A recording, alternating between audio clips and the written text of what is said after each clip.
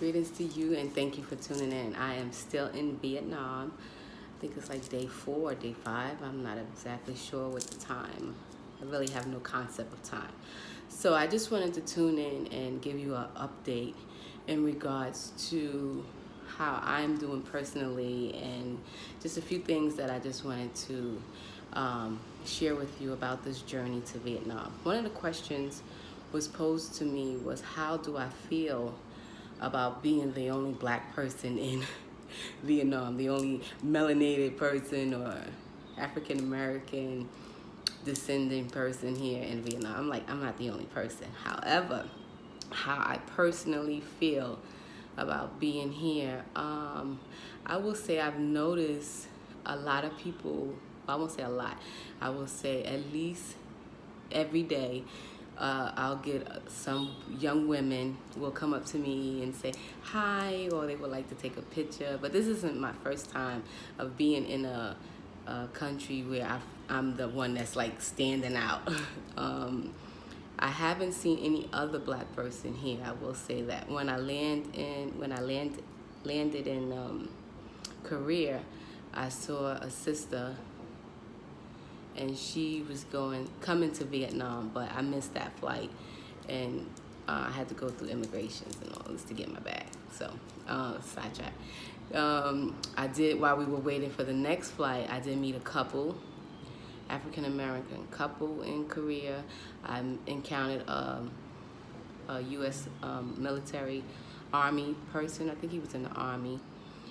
He was young, and another sister when I land in Vietnam, but she went her way and I went my way. I haven't seen her, so I'm not the only black person here. She's here somewhere as well.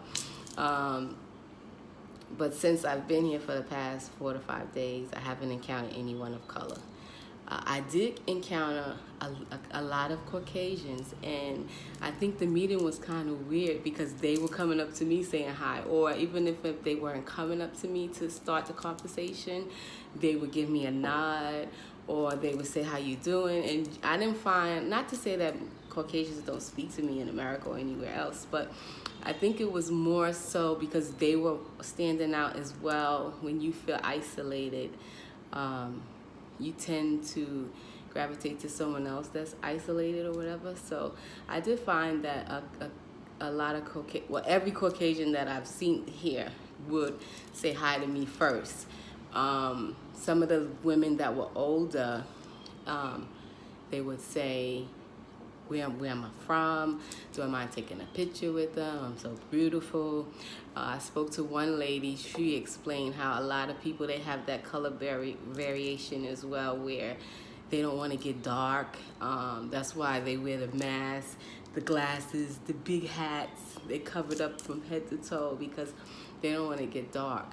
So that's their own racial or consciousness or whatever's been embedded in them, not to, dealing with themselves, not to love themselves or to be afraid of the sun or something. So even the men will say hi. I was walking down the street, and in particular, it was this older man. He had his son, and he was tapping his son to tell him something he said about me. And then whatever he said, I don't know, I don't speak the language. And then he said to me, hi, how are you? Hi, hi, hi. So then I said, hello, So that was the only male that actually said something. They'll just look, a lot of people will just look and stare, or, they'll be like, wow. So you will stand out, and I don't have a problem standing out. So other than that, personally, I'm enjoying taking in the culture. Sorry about that. One thing I will say, I gotta stop saying, how about that? One thing I will say about the Asian culture being in Vietnam, I find that they are very into their family. I've noticed wherever we go, there are always couples. You'll see, I don't know if it's a husband and a wife, a boyfriend and a wife, but you'll see a man and a woman, a child, and even oftentimes I found that they also bring their elders with them. No matter where they're going, they have their elders with them if they're on an outing. So I admire that. I think that was really nice.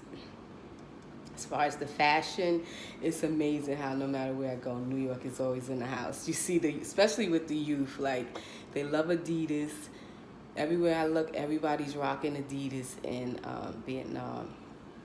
Brooklyn, hats up to Brooklyn, shout out.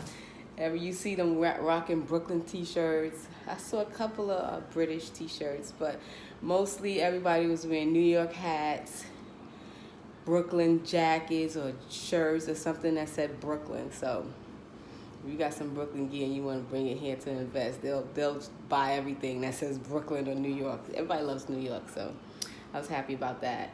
The women were very classic. I liked the way they dressed. They even wore their high heels on a motorcycle. That was cute. I found that interesting.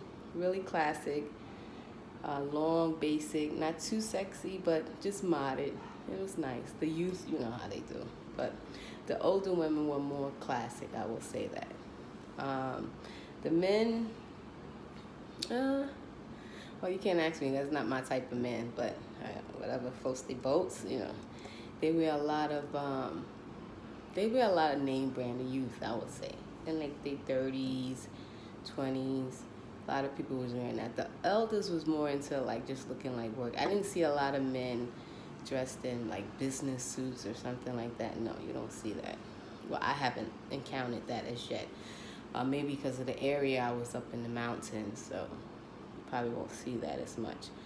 I'm back in the city, and there goes that word. I'm back in the city, and today we're gonna go and do some more ventures and check out the vendors. I did check out these bracelets. You know, I love my jewelry, so these and this. You know what this is from. See, now look at how theirs is. See, there's more classic. And look at how Africa got to do it. And then we add our little textures and symbols. They had some wooden ones with more nature. Those as well. So I'll be bringing some of these back. If you like it classic. If you want to go big and bodacious, standing out like how we do in Africa, Jew Hunter got you with that. But anyway. But I'm loving it. Thus far, I don't have a problem being the only black person. I'm representing, holding it down. As far as the food, they eat a lot, but they eat light. A lot of noodles, a lot of rice. I only eat fish. I only ate the fish. They eat their pork, their beef, and some everything. A lot of vegetables and greenery and onions. They love onions. I can't say they, but the people I've been with or I've encountered seeing, you know, I can't speak for every. Vietnam doesn't represent the whole Asian culture. You have to come and experience it for yourself. But what I've noticed, a lot of the drinks, not alcoholic beverages, I will say, like they make these teas, they're really good. And they have the little bubble tea. You see that on the streets. You see a lot of vendors on the streets selling the food. The spa was really nice, but I will still say Thailand was #1 thus far. So, what else? It's cool. I think when you don't speak the language and you're in a country, you tend to go inward. So you're gonna stand out more. If you had to stay here, you're gonna absolutely adjust and learn the language, no matter where you are. However, it allows me to give more time for myself, to go inward, to hear my own self, because you have no one really to talk to. So you're listening, you observe, you watch more, you feel more, you go inward more when you don't speak the language and you're able to communicate. Some people speak English. A few people do speak English here, but predominantly they speak their native tongue. So I did a lot of journaling while I was here and building character within self and coming back ready to just get a lot of things accomplished that I want to complete before this year is over. I'm grateful to be here, to have this experience and to share it with you. Will I be coming back? Stay tuned. But thus far, pretty cool. Nothing really, I could say, negative that I've experienced. Trying to think. Did a lot of walking, I love the motorcycle. I love the mopeds. Like, if you're afraid of riding, then you don't want to ride the motorcycle. You got to make sure you get a driver, or you do a lot of walking. But I love the ride. Like, I would definitely learn how to re-ride a motorcycle if I had to stay here. But I wouldn't want to stay here, I don't think, forever. Like how I would move to Africa, or if I had to pick a European country to stay in, I always say I would go to Amsterdam. But I don't feel this is the place where I would want to be stuck here. No. I don't even find the men attractive, so. That's just me, hey. But it was pretty cool. I love the family values here. You want to have that family culture. It helps you, and it infuses and it sparks that more of, I think as being an African-American woman, family is very important. And we need to display it even more so. Here you absolutely see it being displayed constantly on a daily basis, and I respect that. So big up to Vietnam for the family culture and values. I like that. Being very attentive to one another's needs and, focusing on building your dreams together. And that's about it. Gave you 11 minutes. Hope you enjoyed this. I hope it's helpful for you. What I recommend you to come to Vietnam, I recommend you to get out and travel, see the world, see it for yourself, because this is my experience. Doesn't mean that's how it's going to be for you. If you do come by yourself, I would definitely find someone, or at least get someone that'll help show you around or do the tours or something like that if you don't speak the language.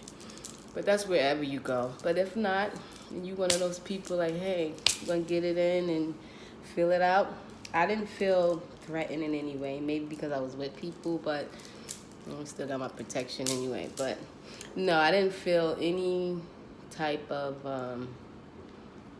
high alert, they coming for me or something like that. Maybe when we were in the nighttime marketing district, I was on alert because it was a lot of youth and younger people, and I really stood out. It was nightlife, kind of, and so I kind of put my back against the wall and, was taking a look at things, But I'm from New York, Lagos. I'm good. And I love standing out, so enjoy. I hope you enjoy this feed, video, whatever you want to call it. Please like, share, and subscribe to my YouTube channel, Queen of Africa. Again, this was the Positivity Queen, telling you to be amazing, to be true to yourself no matter what. And I'm blowing you nothing but big smiles and love. And the Jewel Hunter saying, see, connecting people, places, and things. Let's get it. I'll see you in Ghana, December. Yeah. You coming on a tour? Did you get the book? You gotta get the book too. Travel light, travel right. 10 tips to making travel a better experience. I love you. This is Sanika telling you, thanks for tuning in.